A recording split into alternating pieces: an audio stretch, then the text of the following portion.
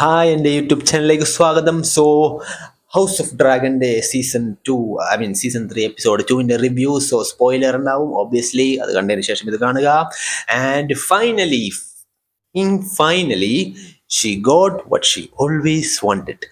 She is now queen of the 7 kingdoms. Iron Throne പുള്ളിക്കാരിക്കാണ്. അങ്ങാട് പോണില്ല, ഇങ്ങനെ കുറഞ്ഞ അങ്ങോട്ട് ചെല്ല്, അവിടെ ഇരിക്കുക.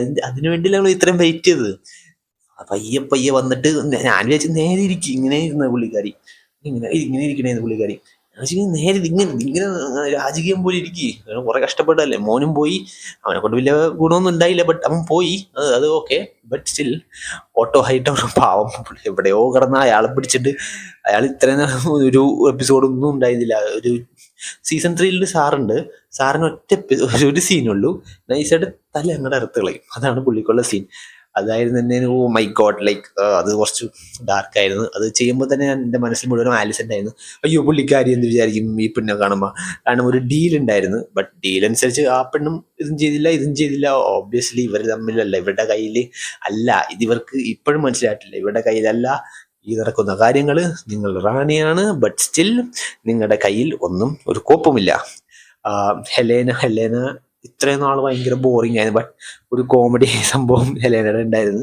But in future may be Helena എങ്ങനെ എന്തോ ഹെലേനക്ക് എന്തോ വെച്ചിട്ടുണ്ടെന്ന് എനിക്ക് തോന്നുന്നു. എനിക്കറിയില്ല, ഞാൻ ബുക്കൊന്നും വായിച്ചിട്ടില്ല. ബട്ട് സ്റ്റിൽ ആ പെണ്ണെ കൊല്ലല്ലേ, പാവം പെണ്ണാണ് ഹെലേന. പുള്ളിക്കാരനെ കൊല്ലണ്ട. നമ്മുടെ മെയിൻ നടിയും പാവം തന്നെയാണ്. പുള്ളിക്കാരിക്ക് ത്രോൺ മാത്രം മതി. ഇത്രയും പേര് എനിക്ക് വേണ്ടി എന്തോരം കഷ്ടപ്പാടാണ് ആ ഒരു ത്രോൺ എനിക്ക് കിട്ടാൻ വേണ്ടി. എന്തിനാന്ന് എനിക്ക് ത്രോൺ, മോൻ പോലും ഇല്ല, എല്ലാവരും പോയി. ആകെ ഉള്ളത് ഇപ്പൊ ഡേമണാണ്. ഡേമണ് ശരിക്കും ഈ ഡേമൺ അങ്ങോട്ട് കയറി വന്നില്ല മനസ്സിലായി. ഡേമണിന് ഒരു പൊട്ടൻഷ്യലുള്ള ക്യാരക്ടറിനെ തടങ്കലിട്ട പോലെയാണ് എനിക്ക് ഫീൽ ചെയ്യുന്നത്. അത്രയും നല്ല പൊട്ടൻഷ്യലുള്ള ക്യാരക്ടറിനെ റിസേർവ് ചെയ്ത് ഒരിക്കലും അങ്ങോട്ട് ഗോ മാഡ് എന്നുള്ള രീതിയിൽ ഫുൾ ഓൺ ആയിട്ട് പോകാൻ ഇതുവരെയും ഡേമണിന് പറ്റിയിട്ടില്ലെന്നാണ് എനിക്ക് പേഴ്സണലി ഫീൽ ചെയ്യുന്നത്.